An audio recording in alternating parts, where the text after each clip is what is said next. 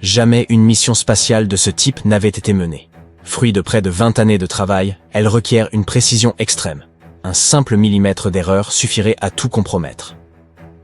2 satellites évoluent à plusieurs centaines de kilomètres de la Terre, avec un but audacieux, produire des éclipses solaires artificielles à la demande.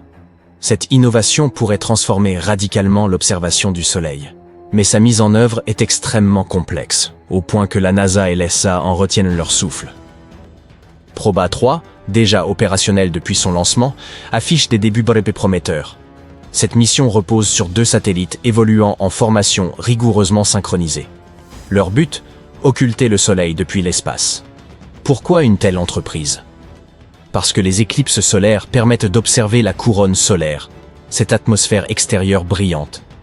Le Soleil étant d'une intensité aveuglante, la couronne n'apparaît distinctement que lorsque la Lune le cache parfaitement. Mais si l'on pouvait reproduire ce phénomène artificiellement, à volonté? Telle est la mission centrale de Proba 3. L'un des satellites joue le rôle d'occulteur, un vaste disque conçu pour masquer la lumière solaire. Ce dispositif, d'un diamètre avoisinant 1,50 m, fonctionne à la manière d'une lune artificielle. Le second satellite, un coronographe, est chargé de saisir des images précises de la couronne solaire. Un troisième instrument est également embarqué, destiné à analyser la météo spatiale et les effets des tempêtes solaires sur notre planète. La précision requise pour que ce système fonctionne défie l'entendement. Les 2 satellites doivent donc maintenir un alignement absolu, avec des écarts ne dépassant pas 1 mm, soit l'épaisseur d'un ongle, tout en dérivant librement dans l'espace, à des centaines de kilomètres de la Terre, sans aucun lien physique. Ce projet est le fruit d'un effort collectif d'envergure, et représente un jalon historique. C'est la première fois depuis 2001 qu'une mission de l'ESA est lancée depuis l'Inde. Proba 3 a vu le jour grâce à la collaboration de 13 pays européens, auxquels s'est joint le Canada. Un léger contretemps a précédé le départ. La compagnie de fret aérien a refusé de prendre en charge les satellites, car leurs batteries étaient encore installées. Les ingénieurs ont dû les retirer et les expédier séparément. Une complication certes, mais un sacrifice modeste pour acheminer la mission jusqu'à son pas de tir. L'idée avait germé en 2005 dans l'esprit de scientifiques de l'ESA. Après de longues années de préparation, de conception et d'essai, le lancement a enfin eu lieu le 5 décembre 2024. Durant les premières semaines suivant le lancement, les 2 satellites sont restés solidaires, le temps d'effectuer des contrôles de bon fonctionnement. C'est alors que le coronographe a capté sa toute première image dans l'espace, un superbe champ d'étoiles, situé dans la constellation d'Ophiuchus. Le 14 janvier 2025, la mission a véritablement débuté, et les 2 engins se sont séparés avec succès. Les ingénieurs de l'Agence spatiale européenne ont ensuite procédé, semaine après semaine, à leur rapprochement contrôlé, maintenant une distance précise entre eux. À présent en orbite, les satellites de Proba 3 décrivent une trajectoire fortement elliptique, variant de 600 à 60 000 km de la Terre. Cette configuration réduit l'influence gravitationnelle terrestre, permettant ainsi de limiter la consommation de carburant nécessaire pour conserver leur alignement. Les 2 engins échangent par signaux laser, ajustant en temps réel leurs positions respectives. Un tel niveau de coordination n'avait encore jamais été expérimenté à cette échelle. Toutefois, Proba 3 ne se limite pas à l'étude du Soleil. Le second satellite, l'occulteur, poursuit un objectif distinct. Il embarque DARA, un capteur destiné à mesurer l'énergie totale émise par le Soleil, donnée essentielle pour les recherches sur le climat. Connaître avec précision la quantité d'énergie solaire qui atteint notre planète est fondamental. En cas de succès, la mission démontrera qu'une navigation autonome et ultra précise est désormais possible, ouvrant la voie à une nouvelle génération de missions spatiales. Imaginez d'immenses télescopes spatiaux, constitués de satellites séparés, agissant comme une lentille unique et colossale. Ou encore, une surveillance climatique de haute précision, rendue possible par des instruments en orbite évoluant en tandem. Enfin, dans notre exploration de l'espace lointain, plusieurs engins pourraient s'associer pour examiner planètes et lunes d'une manière totalement inédite. L'année 2025 s'annonce foisonnante de missions spatiales ambitieuses, alunissage, visite d'astéroïdes, survol planétaire. Mais rien n'est jamais simple dans l'espace. Certaines missions prennent du retard, d'autres ne quittent jamais le sol, et quelques-unes réservent des surprises. En premier lieu, la sonde IMAP, Interstellar Mapping and Acceleration Probe, prévue pour un lancement en septembre. Elle devra percer les mystères de l'espace interstellaire, en explorant la limite entre notre système solaire et l'immensité au-delà. Cette mission offrira des données précieuses sur les vents solaires, les rayons cosmiques, et sur le point où cesse l'influence solaire pour laisser place à l'espace brut et effrayant. Viennent ensuite Punch et Spherex, lancés le 11 mars 2025. Punch vise à anticiper les tempêtes solaires avant qu'elles n'atteignent la Terre en suivant les vents solaires sur l'ensemble de leur trajet. Un enjeu capital, car la météo spatiale peut gravement perturber nos satellites et nos réseaux électriques. Spherex, quant à lui, dressera une carte infrarouge complète du ciel, révélant le spectre de millions de galaxies. Il pourrait ainsi peut-être nous fournir les clés de leur formation après le Big Bang. Autre mission attendue, Tianwen-2, dont le lancement est prévu courant mai. Elle se rendra vers le mystérieux astéroïde Kamo'olawewa, qui pourrait être un fragment lunaire arraché jadis, aujourd'hui en orbite autour du Soleil. Puis viendra Escapade, une mission martienne articulée autour de 2 petits engins. Prévue pour le courant de l'année 2025, elle explorera l'influence des vents solaires sur la planète rouge, en fournissant une double perspective inédite. Autrefois, Mars ressemblait peut-être à la Terre primitive, atmosphère épaisse, présence d'eau liquide. Désormais, c'est un désert glacial. Escapade nous aidera à comprendre comment cette transformation s'est produite, par quel mécanisme et à quel moment la planète a perdu son atmosphère. Et ce n'est qu'un aperçu. 2025 regorgera également de missions lunaires. Hélas, toutes les missions ne connaîtront pas le succès escompté. Ainsi, l'atterrisseur lunaire IM-2, parvenu à la surface de la Lune le 6 mars, devait initialement se poser à proximité du pôle Sud dans le but d'y détecter la présence de glace. Une telle découverte serait d'une importance capitale pour les futures expéditions humaines. Si nous parvenions à convertir cette glace en eau exploitable, nous pourrions envisager la création d'habitats permanents sur notre satellite naturel. IM-2 avait été lancé le 27 février et avait accompli sans encombre son trajet vers la Lune, amorçant ensuite son atterrissage. Il a bien atteint le sol lunaire, mais un incident est survenu. La communication a été brièvement interrompue, sans que l'on comprenne aussitôt pourquoi. Une fois le contact rétabli, la NASA a constaté que l'atterrisseur n'était pas bien orienté. L'une des 2 antennes ne répondait plus. L'appareil s'était posé de travers, empêchant ses panneaux solaires de produire l'énergie nécessaire. Privé d'alimentation, il a été contraint de cesser toute activité. Dès le 7 mars, la batterie était totalement déchargée, mettant fin à la mission. Mais d'autres projets se profilent. Fin 2025, le lancement de l'atterrisseur lunaire Griffin est prévu. Le rover qu'il transportera devra explorer le cratère Nobile, un site stratégique pour l'établissement de futures bases lunaires. Entre 2025 et 2026, la mission IM-3 pourrait également voir le jour, avec un nouvel atterrisseur et plusieurs expériences scientifiques. Parlons à présent des planètes. L'Europa Clipper de la NASA se dirige vers Europe, la lune glacée de Jupiter où l'on soupçonne la présence d'eau. Si cela se confirme, ce site pourrait accueillir de futures missions habitées.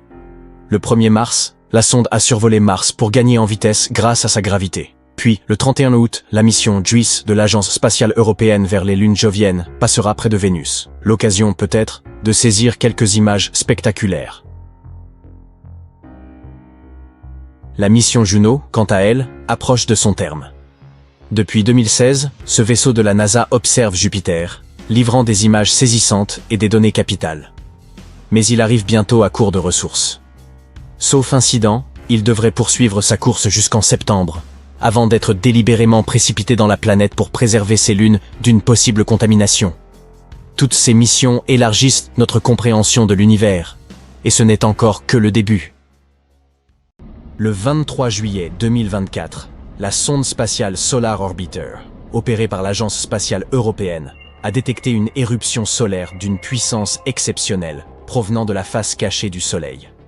Bien qu'elle ne soit pas la plus intense jamais observée, il est indéniable que nous avons eu une chance inouïe de ne pas en subir les effets dévastateurs. De telles éruptions provoquent souvent des tempêtes de radiation violentes et persistantes. Si celles-ci venaient à se diriger vers la Terre, elles pourraient entraîner des coupures d'électricité à l'échelle mondiale. Avant d'examiner plus en détail cette éruption solaire potentiellement catastrophique, il est essentiel de comprendre la nature de ce phénomène. Les éruptions solaires résultent du mouvement incessant des champs magnétiques dans l'atmosphère de notre étoile. Lorsque le Soleil approche de son maximum solaire, la phase la plus active de son cycle de 11 ans, ce qui, soit dit en passant, correspond à la période actuelle. Ces champs magnétiques s'enchevêtrent de plus en plus, transformant notre étoile en une gigantesque sphère de fils magnétiques entrelacés. Ces champs se croisent, s'entrecoupent et finissent par se reconnecter. Avez-vous déjà observé des limailles de fer autour d'un aimant? Elles s'alignent selon les lignes de force magnétique. De manière similaire, le plasma brûlant qui recouvre la surface du Soleil est influencé par ces mêmes lignes de force. Parfois, lorsque les champs magnétiques interagissent, une partie du plasma se détache, accélérant alors ces particules à des vitesses vertigineuses et libérant une radiation intense dans l'espace. C'est ce que l'on appelle une éruption solaire. D'autres fois, notre étoile projette d'énormes quantités de matière lors de phénomènes appelés éjections de masse coronale ou EMC. Une seule de ces éjections peut contenir jusqu'à 20 milliards de tonnes de matière. Si cette matière était composée de roches, elle pourrait former une montagne de 400 mètres de diamètre et près de 800 mètres de hauteur. Ce matériau expulsé traverse souvent l'espace à des vitesses dépassant 1,6 million de kilomètres à l'heure. Les éruptions solaires et les éjections de masse coronale figurent parmi les événements les plus violents du système solaire, libérant des quantités d'énergie inimaginables. Les éruptions solaires sont classées selon leur intensité. Les plus faibles appartiennent aux classes A et B, suivies des classes C et M, tandis que les éruptions les plus puissantes sont classées dans la catégorie X. Chaque lettre est accompagnée d'un chiffre allant de 1 à 9, et parfois même d'un chiffre supérieur, à la manière de l'échelle de Richter utilisée pour les séismes. Les éruptions de classe A et B sont trop faibles pour affecter notre planète. En revanche, les éruptions de classe C peuvent provoquer des effets légers, quoique perceptibles. Celles de classe M peuvent engendrer des coupures radiotemporaires au pôle et déclencher des tempêtes de radiation modérées, potentiellement dangereuses pour les astronautes. Cependant, les plus redoutables sont les éruptions de classe X. Certaines éruptions sont plus de 10 fois plus puissantes qu'une X1, c'est pourquoi la classification des éruptions de classe X peut excéder le chiffre 9. Revenons à cette éruption solaire récente. Elle appartenait à la classe X14. Nous savons déjà que cela correspond à une éruption d'une exceptionnelle intensité.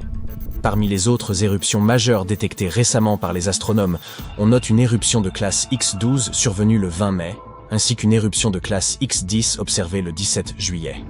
Toutes ces éruptions provenaient de la face cachée du Soleil. Concernant la face de notre étoile orientée vers la Terre, l'éruption solaire la plus intense observée jusqu'à présent dans ce cycle solaire s'est produite le 14 mai. Il s'agissait d'une éruption de classe X 8,7 qui a provoqué des coupures radio. Quelques jours auparavant, une tempête géomagnétique puissante, accompagnée d'aurores spectaculaires visibles dans le monde entier, avait déjà eu lieu, résultant en de puissantes éjections de masse coronale. Quant à l'éruption de classe X de juillet, sa puissance était telle qu'elle aurait pu avoir des conséquences désastreuses pour nous. Heureusement, l'explosion de plasma chargé magnétiquement qui l'accompagnait n'a pas été dirigée vers la Terre. Si tel avait été le cas, nous aurions assisté à une tempête solaire d'une ampleur considérable. Les aurores boréales auraient été d'une beauté à couper le souffle, mais également empreintes d'une certaine terreur. Toutefois, une telle explosion de particules énergétiques projetées vers la Terre aurait pu engendrer des perturbations technologiques majeures et des pannes électriques, semblables à l'événement de 1989, qui avait gravement endommagé le réseau électrique du Québec, ou encore une catastrophe bien plus ancienne, qui, malgré tout, avait causé des dommages significatifs à l'échelle mondiale. Nous faisons référence à l'événement de Carrington, survenu en 1859, qui constitue la première éruption solaire documentée ayant impacté notre planète. Cet événement s'est produit le 1er septembre et porte le nom de Richard Carrington, l'astronome solaire qui a observé l'éruption à travers son propre télescope et dessiné les taches solaires visibles à la surface de notre astre. Selon les scientifiques, cette éruption reste la tempête solaire la plus puissante documentée au cours des 5 derniers siècles. L'événement de Carrington a engendré des aurores visibles jusque dans le sud des Caraïbes. Il a également causé des perturbations majeures des services télégraphiques à travers le monde, électrocutant certains opérateurs et provoquant des incendies après que des décharges électrostatiques ont enflammé le papier utilisé pour les transmissions. Une autre éruption solaire majeure, survenue le 4 août 1972, a perturbé les communications téléphoniques longue distance dans plusieurs États américains, notamment en Illinois. Cet incident a conduit la compagnie américaine de téléphonie et de télégraphie à revoir complètement son système d'alimentation pour les câbles transatlantiques. Puis, Le 13 mars 1989, deux éjections de masse coronale extrêmement puissantes ont provoqué une tempête géomagnétique qui a entraîné une panne de courant au Canada. Cette coupure a laissé environ 6 millions de personnes sans électricité pendant 9 heures. On rapporte que cette éruption solaire a perturbé le réseau de transmission d'électricité de la centrale Hydro-Québec et endommagé certains transformateurs électriques dans le New Jersey. Cependant, malgré son ampleur, cette tempête solaire n'avait rien de comparable à l'intensité de l'événement de Carrington. La tempête solaire du 14 juillet s'est produite le jour de notre fête nationale, en l'an 2000. Il s'agissait d'un événement de classe X5, qui a provoqué des courts-circuits dans plusieurs satellites ainsi que des coupures radio. Cet épisode demeure l'un des événements solaires les plus étudiés à ce jour. Entre octobre et novembre 2003, notre étoile a émis une série d'éruptions solaires majeures et d'éjections de masse coronale qui ont atteint la Terre, frappant son atmosphère. Ces tempêtes solaires, connues sous le nom de tempête d'Halloween de 2003, ont entraîné le détournement de certains vols, affecté les systèmes satellitaires et provoqué des pannes de courant en Suède. De plus, l'observatoire solaire et héliosphérique a été incapable de remplir ses fonctions durant cet épisode solaire intense. Le 28 octobre 2003, le Soleil a émis une éruption solaire d'une ampleur considérable, en direction de la Terre.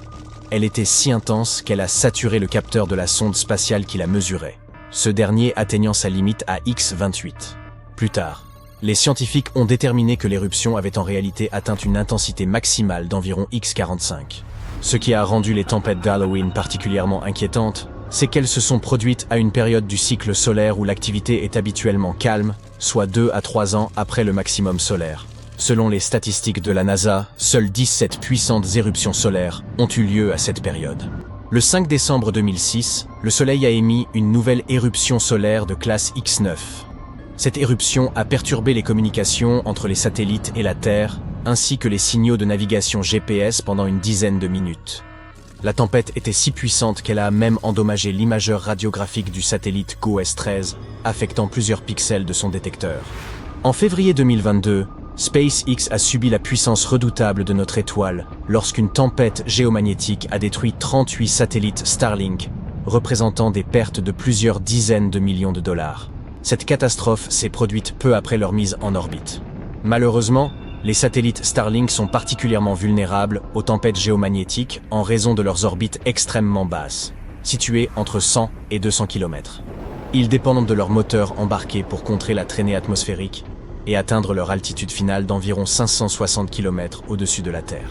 Lors d'une tempête géomagnétique, l'atmosphère terrestre absorbe l'énergie de la tempête, se réchauffe et s'étend vers les hauteurs. Cela entraîne une augmentation de la densité de la thermosphère, ce qui accroît la résistance atmosphérique et peut représenter un risque majeur pour les satellites. C'est exactement ce qui est arrivé. Les nouveaux satellites Starlink n'ont pas réussi à compenser cette traînée accrue et ont commencé à retomber, finissant par brûler dans l'atmosphère. En mai 2024, les étonnantes aurores qui ont illuminé le ciel nocturne ont démontré toute la puissance des radiations émises par les tempêtes solaires. Mais parfois, notre Soleil fait des choses bien plus destructrices. Je parle des événements liés aux particules solaires. Au cours de ceux-ci, des explosions de protons provenant directement de la surface du Soleil peuvent jaillir comme de gigantesques projecteurs cosmiques. D'après les relevés, une éruption extrême de particules frappe la Terre tous les 1000 ans environ. Il cause souvent de graves dommages à la couche d'ozone et augmente les niveaux de rayonnement ultraviolet à la surface de notre planète.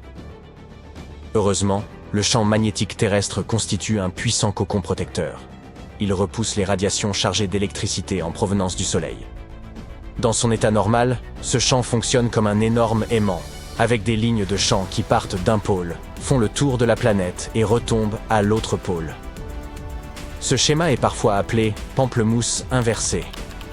Cette orientation verticale du champ magnétique au pôle permet à certains rayonnements cosmiques ionisants de traverser le champ jusqu'à la haute atmosphère. Là, il interagit avec les molécules de gaz et produit les lueurs que nous connaissons sous le nom d'aurore. Mais au fil du temps, la bulle protectrice de la Terre se modifie. Au cours du siècle dernier, le pôle magnétique nord s'est déplacé à une vitesse d'environ 40 km par an à travers le nord du Canada. De plus, il s'est affaibli de plus de 6%.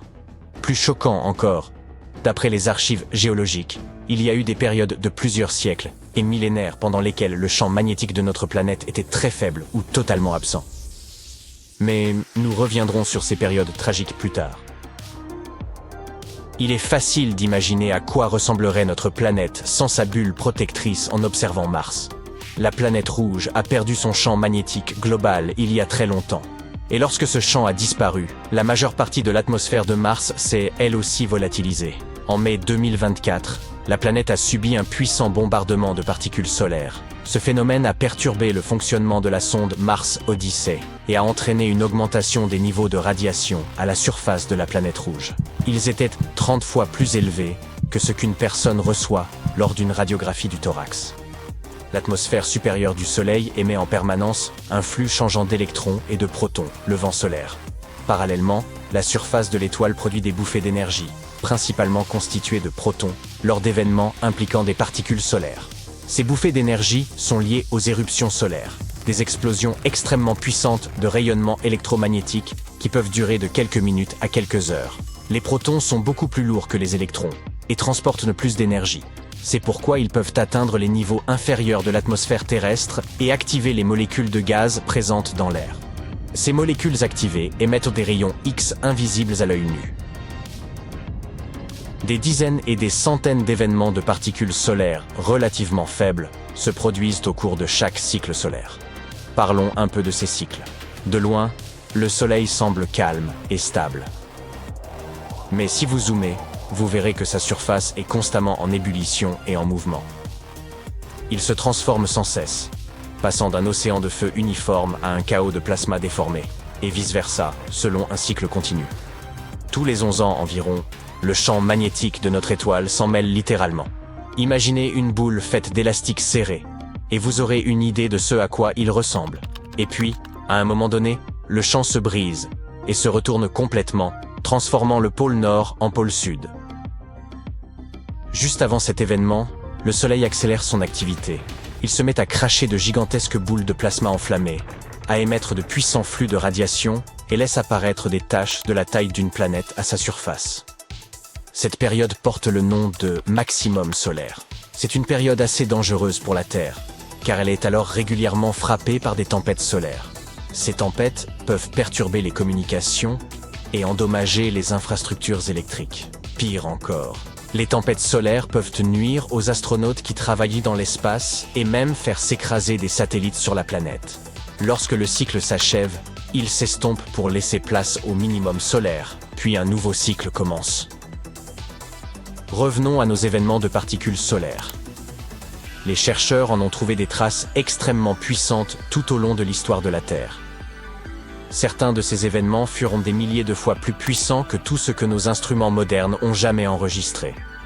Ces événements solaires extrêmes se produisent environ tous les quelques millénaires. Le plus récent s'est produit vers l'an 993 de notre ère. Au-delà de leur effet immédiat, les événements de particules solaires peuvent déclencher une chaîne de réactions chimiques dans la haute atmosphère. Ces processus entraînent souvent une diminution de l'ozone, ce qui n'est pas une bonne chose. L'ozone absorbe les rayons UV qui peuvent endommager non seulement notre vue, mais aussi l'ADN de tous les êtres vivants. En outre, la modification des quantités d'ozone dans l'atmosphère peut avoir une incidence sur le climat. Lors d'une étude récente, des chercheurs ont utilisé de grands modèles informatiques pour examiner comment les événements extrêmes de particules solaires affectent la Terre. Ils ont découvert que si un bombardement de protons nous frappe à un moment où le champ magnétique de notre planète est très faible, les dommages causés à l'ozone peuvent durer 6 ans. En outre, le niveau de rayonnement UV peut augmenter de 25%, ce qui accroît les dommages causés par l'énergie solaire d'environ 50%. Apparemment, cette combinaison spectaculaire d'un champ magnétique faible et d'une éruption de protons se produit assez souvent. Certains chercheurs pensent que cela pourrait même expliquer certains événements mystérieux survenus dans le passé de notre planète. Par exemple, la période la plus récente de champs magnétiques faibles a commencé il y a 42 000 ans et a duré environ 1 millier d'années. Cette période a entraîné une inversion temporaire des pôles nord et sud. Plusieurs événements majeurs de l'évolution se sont produits pendant cette période. Par exemple, les derniers néandertaliens ont disparu en Europe et la mégafaune marsupiale s'est éteinte en Australie. Oui, malheureusement, nous ne verrons plus de wombats ni de kangourous géants. Un autre événement lié à l'évolution, encore plus important, pourrait également avoir été associé au champ géomagnétique de la Terre. Les animaux multicellulaires sont apparus à la fin de la période édiacarienne, qui a débuté il y a environ 635 millions d'années.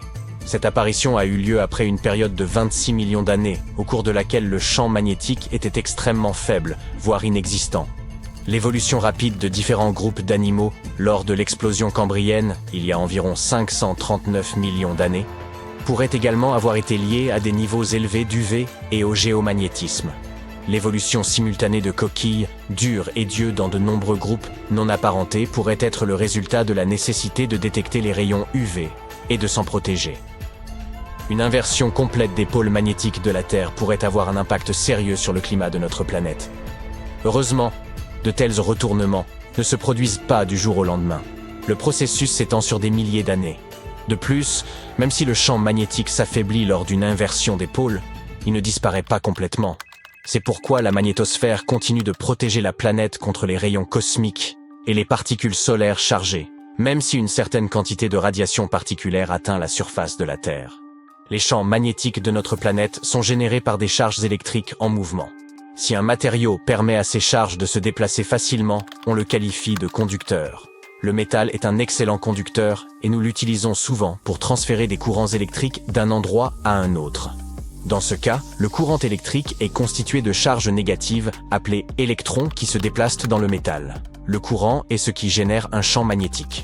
Le noyau externe de la Terre est constitué de fer et de nickel liquide. En d'autres termes, il y a des couches et des couches de matériaux conducteurs à l'intérieur de notre planète. Des courants de charge se déplacent constamment dans le noyau, et le métal liquide s'y déplace et y circule également, générant le champ magnétique. Ce champ magnétique forme alors comme une bulle autour de la planète. Il s'agit de la magnétosphère, située au-dessus de la partie supérieure de l'atmosphère. Cette couche nous protège, en déviant les rayonnements cosmiques de haute énergie, qui, sans elle, seraient extrêmement dangereux pour toutes les formes de vie sur Terre. La magnétosphère interagit également avec l'ionosphère. Cette couche de l'atmosphère de notre planète contient une grande quantité d'ions et d'électrons libres et est capable de réfléchir les ondes radio. L'interaction entre ces deux couches et les vents solaires magnétisés est ce que les scientifiques appellent la météo de l'espace. Mais le vent solaire est généralement modéré et le temps demeure au beau fixe. Le système solaire regorge d'objets mystérieux venus de partout. En octobre 2017, des chercheurs d'Hawaï ont découvert un étrange objet qu'ils ont baptisé Oumuamua, signifiant un visiteur d'une terre lointaine en hawaïen. Ou bien c'est le beuglement d'une très grosse vache. Il a suivi une orbite d'évasion, échappant littéralement à l'attraction gravitationnelle de sa planète, comme si l'on lançait une balle dans l'espace sans espoir de retour. Cela signifie que cet objet insolite provient de l'extérieur de notre système solaire. Les théories à son sujet étaient nombreuses, d'un simple astéroïde à un vaisseau spatial extraterrestre. Certains scientifiques ont même envisagé qu'il s'agisse d'un morceau de glace d'azote, provenant d'une planète similaire à Pluton. Sa forme inhabituelle n'a fait qu'ajouter au mystère. Les variations importantes de sa courbe lumineuse laissent penser que cet objet pourrait être soit allongé, comme un tube, soit plat, comme une crêpe. Cet objet était unique en son genre. Oumuamua ne se comportait pas comme une comète, ni comme un astéroïde. Les comètes, composées de glace, développent des queues brillantes en s'approchant du Soleil, tandis que les astéroïdes, essentiellement faits de roches, n'ont pas de queue. Oumuamua n'a pas de queue et ne libère pas de gaz, mais il n'est pas non plus une simple roche. Sa surface est très brillante, presque comme du métal poli. Lorsqu'il est passé près du Soleil, sa vitesse a brusquement augmenté, comme s'il avait été propulsé par une fusée. Et ce n'est pas la gravité du Soleil qui a causé cette accélération soudaine. Les scientifiques ignorent ce qui l'a provoqué. Alors, qu'était réellement cet objet? Après des années d'études, les scientifiques estiment désormais qu'Oumuamua est probablement une comète recouverte d'hydrogène gelé. Cet hydrogène a réagi avec la lumière du Soleil, accélérant la comète et modifiant sa trajectoire. Oumuamua a probablement accumulé cet hydrogène en étant exposé pendant longtemps à des rayons cosmiques. Il a aussi acquis une jolie teinte rouge grâce à cette exposition. Cet objet était un visiteur en provenance d'un jeune système solaire chaotique, où les collisions et les migrations sont fréquentes. De tels systèmes propulsent souvent de nombreux petits objets. Il est possible qu'il ait été éjecté par une planète telle que Jupiter, dont la gravité est si intense qu'elle peut projeter d'énormes objets à travers l'espace. Ce phénomène se produit également avec les comètes que nous observons. Oumuamua a déjà quitté notre système solaire, bien que des objets similaires nous rendent visite de temps en temps, environ une fois par an. Pour en apprendre davantage sur ces mystérieux visiteurs, les astronomes prévoient d'envoyer une sonde à la poursuite d'Oumuamua. Nous utiliserons les orbites de la Terre et de Jupiter pour l'accélérer suffisamment afin de le rattraper. Toutefois, certains visiteurs ont séjourné un peu plus longtemps dans notre voisinage. En octobre 2019, le télescope spatial Hubble a capturé l'image d'une comète bleuâtre, entourée de poussière et de gaz. À ce moment-là, elle se trouvait déjà dans notre système solaire, à environ 420 millions de kilomètres de la Terre, quelque part entre Mars et Jupiter. Nous avons pu observer la poussière lumineuse qui l'entourait, mais son noyau était encore invisible en raison de sa petite taille. Cependant, petit est relatif ici. Cette comète mesure environ 1000 mètres de large, soit la longueur de 10 terrains de football. En mars 2020, les images d'Hubble ont révélé qu'un petit fragment s'était détaché du noyau, indiquant que cette comète est très active, contrairement à Oumuamua. En examinant l'objet de plus près, nous avons découvert que son noyau était un mélange de glace et de particules de poussière. Sa surface est également semblable à celle d'autres comètes, avec des zones rugueuses et des couches lisses de débris glacés et poussiéreux. Cette comète a été découverte par l'astronome amateur Gennady Vladimirovitch Borisov et a donc été baptisée comète 2I Borisov. Les scientifiques ont rapidement confirmé qu'elle provenait de l'extérieur de notre système solaire. Cette comète était comme un touriste enthousiaste. Elle se déplaçait à une vitesse vertigineuse d'environ 180 000 km/h. Une telle vitesse permettrait de faire le tour de la Terre 4 fois en 1 heure. Mais cette visite était fascinante pour bien d'autres raisons. La plupart des comètes de notre système solaire proviennent de la ceinture de Kuiper ou du nuage de Oort. La ceinture de Kuiper est une région de l'espace au-delà de l'orbite de Neptune, semblable à un grand anneau lointain autour du Soleil et rempli de nombreux objets glacés. Tous sont des vestiges anciens de l'époque où notre système solaire était encore très jeune. Le nuage de Oort est beaucoup plus éloigné.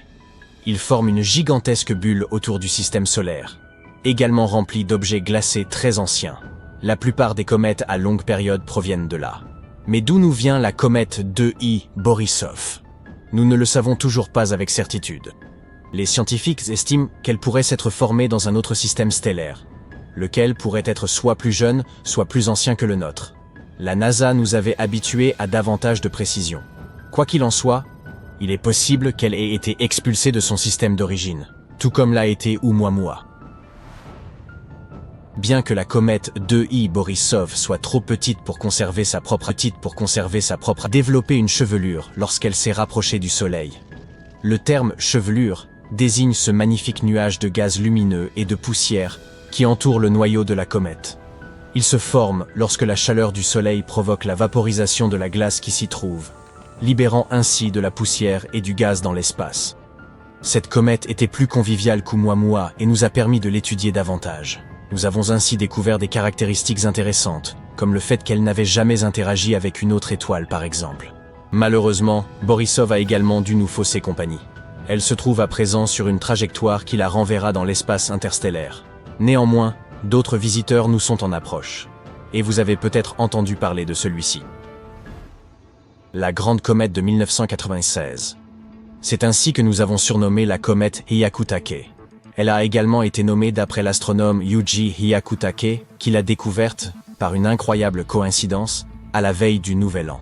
Le 25 mars 1996, cet objet est passé incroyablement près de la Terre.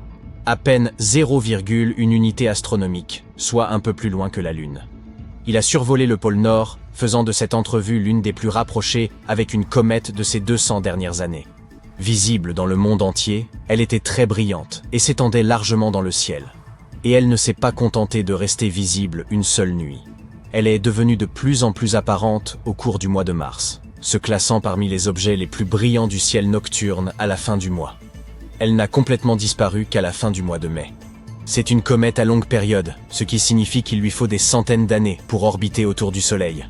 La dernière fois qu'elle nous a rendu visite, c'était il y a environ 17 000 ans, mais sa période orbitale a maintenant augmenté jusqu'à 70 000 ans. Mais ne vous en faites pas, d'autres comètes illumineront nos jours et nos nuits. De plus, certains objets spatiaux préfèrent s'attarder plus longtemps. Vient ensuite cet astéroïde, Kaepaoka Awela. Vous m'excuserez si j'en écorche le nom. En hawaïen, ce dernier signifie l'espiègle de Jupiter. Heureusement, les scientifiques ont eu la bonté de le surnommer BZ pour faciliter la vie de votre sympathique narrateur. C'est un petit astéroïde, d'environ 2,9 km de diamètre. Comme son nom l'indique, il partage une orbite avec Jupiter. Mais voici un détail fascinant. Cet astéroïde se déplace dans la direction opposée, ce qu'on appelle une orbite rétrograde. Cet astéroïde inhabituel a été découvert en novembre 2014. Il orbite autour du Soleil pendant environ 11 ans et 8 mois, passant parfois à l'intérieur et à l'extérieur de l'orbite de Jupiter. Il en est ainsi depuis au moins 1 million d'années, et il continuera encore ainsi pendant un autre million d'années. Mais pourquoi se déplace-t-il de façon si singulière? BZ pourrait bien être un vagabond interstellaire. Peut-être est-il passé par notre système solaire il y a environ 4 milliards et demi d'années, à l'époque où le Soleil se formait. Ensuite, il aurait été capturé par sa gravité, tout en conservant une orbite opposée. Ou peut-être provient-il du nuage de Oort. Dans ce cas, il pourrait avoir hérité son orbite étrange de la mystérieuse planète 9, un corps hypothétique dont on suspecte l'existence dans notre système solaire, bien au-delà de Neptune. Quoi qu'il en soit, cet astéroïde nous offre un aperçu précieux de l'histoire du système solaire et de la manière dont les matières organiques pourraient voyager depuis l'espace interstellaire jusqu'à nous. À tout moment, des milliers d'objets de notre système solaire proviennent de l'espace lointain. Ils y restent pendant des durées variables. Mais parfois, nous avons de la chance, et ils nous en apprennent beaucoup sur l'espace qui nous entoure. Regardez ce monstre flamboyant. C'est une naine blanche. Ces étoiles sont connues pour engloutir les objets qui passent près d'elles. Et, un jour, ces objets pourraient là bien être les planètes de notre propre système solaire. Selon une nouvelle étude, certaines régions du système solaire seront attirées par une naine blanche, puis écrasées et finalement réduites en une fine poussière, comme des grains de café dans un moulin à lame. Cette analogie vous plaît?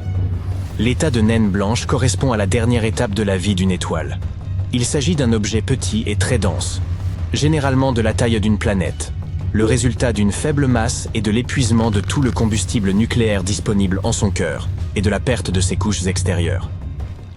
Lorsque notre Soleil se transformera en naine blanche, ce qui ne manquera pas d'arriver, il détruira les astéroïdes et les lunes présents autour de Mars et de Jupiter. Ils seront pulvérisés par sa gravité. La Terre, elle, sera engloutie avant même que le Soleil ne se transforme en naine blanche. Mais cela ne se produira pas avant 6 milliards d'années.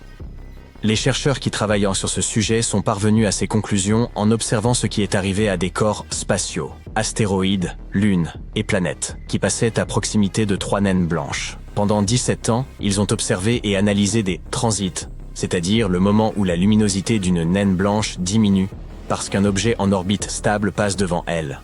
Dans le cas des naines blanches, nous pouvons prédire ces transits et les utiliser pour étudier les étoiles elles-mêmes et les objets célestes qui passent devant elles. Ainsi, lorsqu'un objet s'approche trop près d'une naine blanche, l'immense gravité de l'étoile le déchire en des fragments de plus en plus petits. L'équipe de scientifiques a également découvert que les transits de ces débris sont chaotiques. De plus, ils ont généralement une forme étrange, ce qui signifie qu'ils ne cessent de se désagréger. La première naine blanche, utilisée pour étudier ce processus, semblait stable et relativement calme au cours des dernières années écoulées. Mais les scientifiques ont découvert des preuves d'un événement catastrophique majeur survenu aux alentours de 2010. L'étoile suivante s'assombrit de manière irrégulière tous les quelques mois avant de s'éclaircir à nouveau. Le comportement de la troisième naine blanche était proche des prévisions théoriques. Ces transits variaient en nombre, en forme et en profondeur. Mais la dernière étude a montré aux chercheurs que ces transits ont maintenant complètement cessé. Cela témoigne de la nature imprévisible des transits. Une minute, vous les voyez. L'instant d'après, ils ont disparu. La raison pourrait en être l'environnement chaotique dans lequel ils se produisent. Quant à notre système solaire, et à notre planète en particulier, son destin est plutôt sombre. La Terre sera avalée par le Soleil en expansion avant même que notre étoile ne se transforme en naine blanche. Dans le reste du système solaire, plus loin du Soleil, certains astéroïdes situés entre Mars et Jupiter ainsi que certaines des lunes de Jupiter seront également détruits. Ils risquent en effet d'être délogés et de s'approcher trop près de la naine blanche. Toutefois, les astronomes ne sont pas certains à 100% que c'est exactement ce qui doit se passer dans notre système solaire. Il ne nous reste plus qu'à attendre de voir comment les choses évoluent durant les prochains 6 milliards d'années. En ce qui concerne les naines blanches, les scientifiques en ont récemment découvert une dont la surface présente une étrange cicatrice métallique. Cette tache pourrait s'être formée au moment où l'étoile a déchiqueté puis englouti une minuscule planète qui tournait autour d'elle. Les naines blanches, présentant des traces de métal dans leur atmosphère, ne sont pas rares. Ces traces sont causées par des planètes qui tombent sur les étoiles en raison de leur immense gravité. Les experts ont longtemps pensé que ces métaux devaient être répartis uniformément à la surface de ces naines blanches polluées. Mais une nouvelle étude a permis de découvrir une naine blanche présentant une étrange tache de métal concentrée. Cette étoile a été observée pendant 2 mois à l'aide du très grand télescope installé au Chili. Les chercheurs ont découvert une tache de métal opaque. Elle était située au-dessus de l'un des pôles magnétiques de l'étoile et bloquait une partie de sa lumière lors de sa rotation. Sur la base de cette observation, les astronomes ont conclu que le matériau avait pu être attiré vers l'étoile par le puissant champ magnétique de cette dernière. Ce processus est similaire à celui qui provoque les aurores boréales sur Terre, où des particules chargées suivent le champ magnétique jusqu'à la surface. La planète détruite par la naine blanche était très probablement petite, de la même taille que l'astéroïde Vesta dans le système solaire, qui ne mesure que 525 km de diamètre. Ces débris sont désormais bien visibles à la surface de l'étoile hôte. Il est donc plus facile pour les chercheurs d'examiner la géochimie de la planète avant qu'elle ne soit dévorée. Une telle étude pourrait même s'avérer être l'un des meilleurs moyens d'observer les petits mondes situés au-delà du système solaire, même s'ils ont déjà disparu. Il pourrait y avoir beaucoup d'autres étoiles balafrées comme celle-ci. L'étoile en question était la première, mais probablement pas la dernière. Mieux encore, les astronomes ont déjà découvert 2 naines blanches qui semblent présenter des cicatrices similaires. L'observation répétée de ces étoiles pourrait nous aider à percer encore plus de secrets et à faire d'autres découvertes. Une autre naine blanche étrange, découverte il n'y a pas si longtemps, semble avoir cessé de se refroidir en raison de la formation de cristaux internes.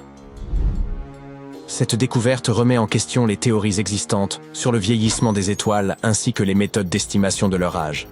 Mais les scientifiques ont peut-être compris la raison de ce phénomène. Les naines blanches sont considérées comme des étoiles mortes, c'est-à-dire qu'elles ne cessent de se refroidir, et que ce processus ne peut généralement pas être inversé ou interrompu. Mais en 2019, le satellite Gaia de l'Agence spatiale européenne a découvert un certain nombre de naines blanches qui avaient cessé de se refroidir depuis plus de 8 milliards d'années. Cela pourrait signifier que certaines naines blanches peuvent générer beaucoup d'énergie supplémentaire, et cela va à l'encontre de la théorie classique de l'étoile morte. Au début, les astronomes n'arrivaient pas à comprendre comment cela pouvait se produire. Plus de 97% des étoiles de la Voie lactée se transforment en naines blanches. Les astronomes ont longtemps pensé que ces étoiles étaient en fin de vie. Après avoir épuisé leurs réserves d'énergie nucléaire, elles cessent de produire de la chaleur et se refroidissent. Le plasma dense qu'elles contiennent finit par geler et l'étoile se solidifie de l'intérieur. L'ensemble du processus peut prendre des milliards d'années.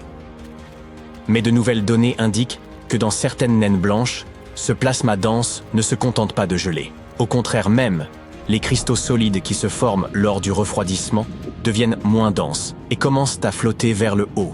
Et ils déplacent ainsi le liquide, plus lourd, vers le bas. Le mouvement de cette matière vers le centre de la naine blanche libère de l'énergie gravitationnelle.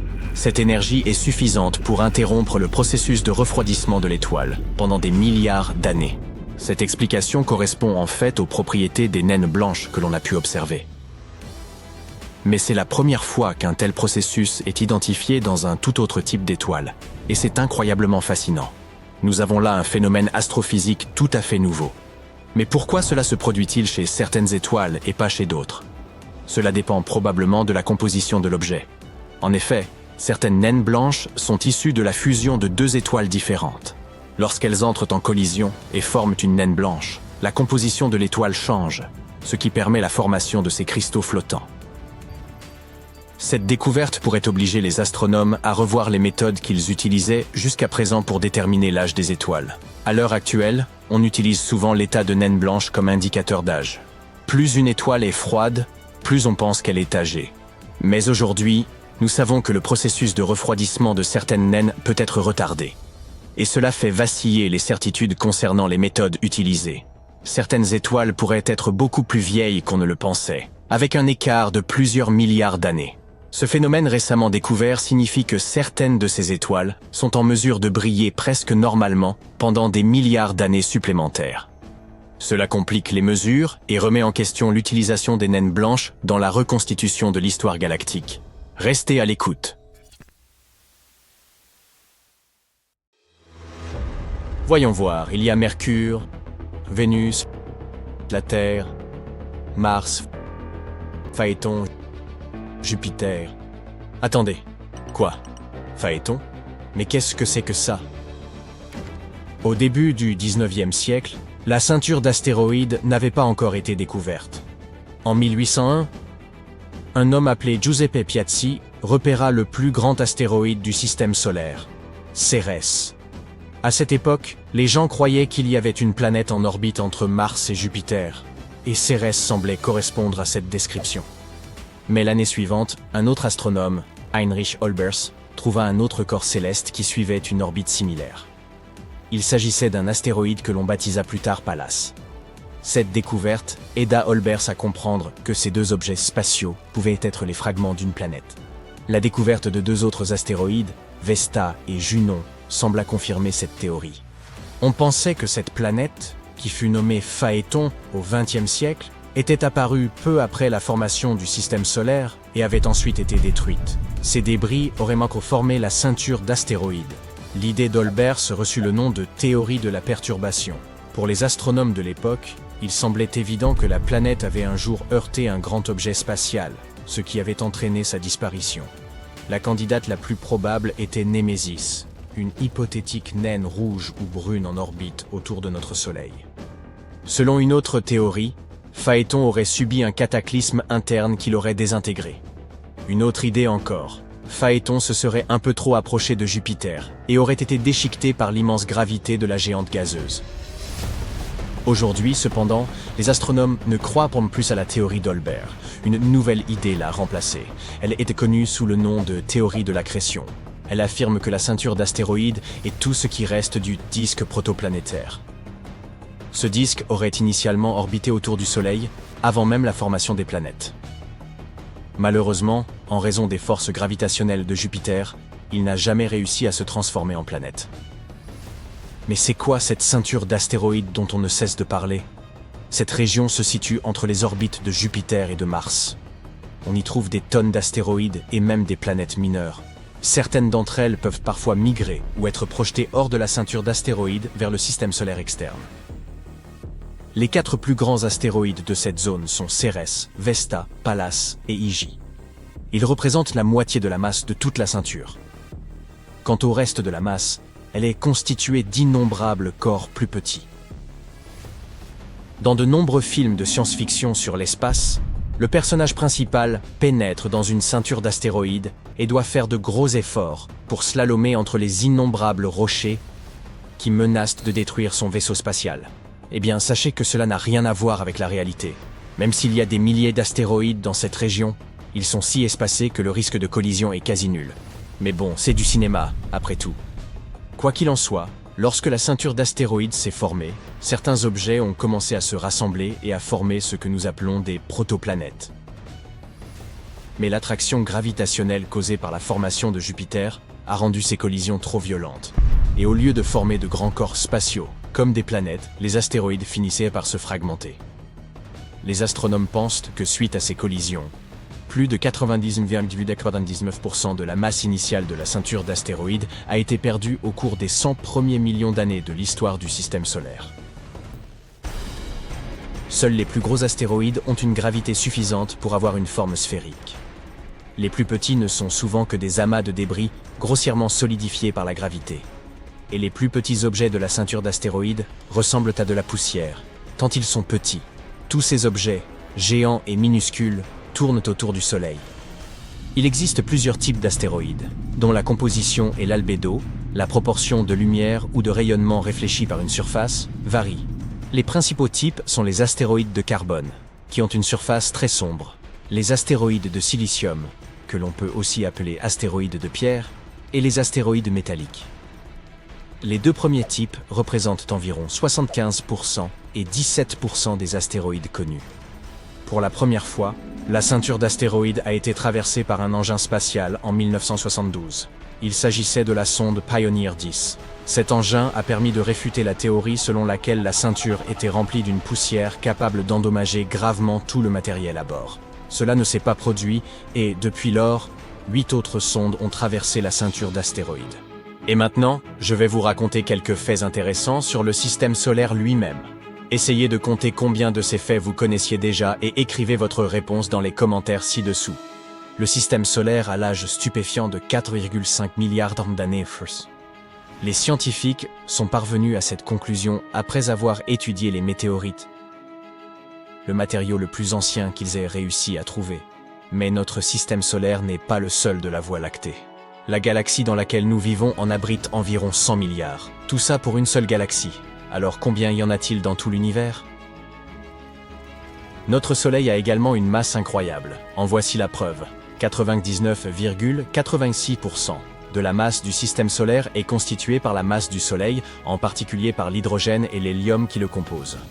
Les 0,14% restants correspondent principalement à la masse des 8 planètes du système.